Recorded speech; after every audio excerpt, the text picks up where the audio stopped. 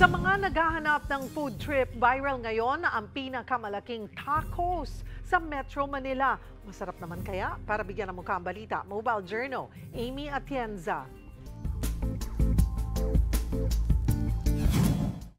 Sinong mag-aakala na sa maliit na stall na to ay naroon ang pinakamalaking tacos sa Pilipinas? Tara na mga kapatid at tikman ang 16-inch French tacos. Unang tingin pa lang nakakabusog na sa laki ang tacos na ito sa Vito Cruz, Maynila. Pero bakit nga ba ito binabalik-balikan ng mga estudyante rito? Ito mga kapatid, tikman natin itong 16-inch tacos. Ganito siya kalaki, mas malaki pa sa mukha ko. Kaya ayan, tikman natin. Ito yung chef's choice nila. Ito daw yung best seller.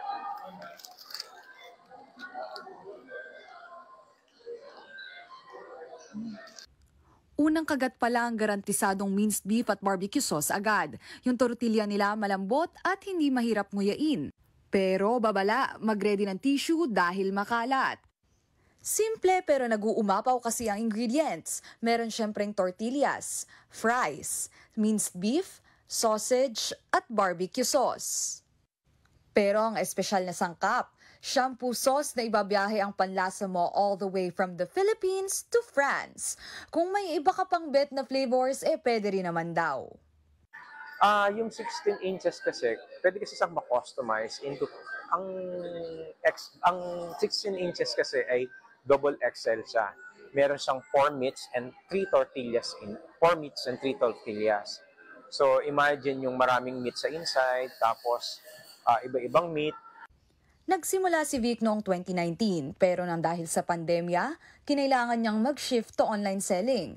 Strategy at timing sa trending ang kanilang naging sikreto. Sakto naman na dahil sa ipinagmamalaking 16-inch tacos, lumaki rin ang negosyo ni Vic. Currently, we have existing 3 branches. Then we're planning to open the Makati branch this next week and the UST branch by first week of October. Gaya ni Vic, huwag kang matakot na mag-go out of the box. Kasi ang mahalaga, ginagawa mo lang naman ang hilig mo. Mobile Journal, Amy Atienza po, hatid ang mukha ng balita.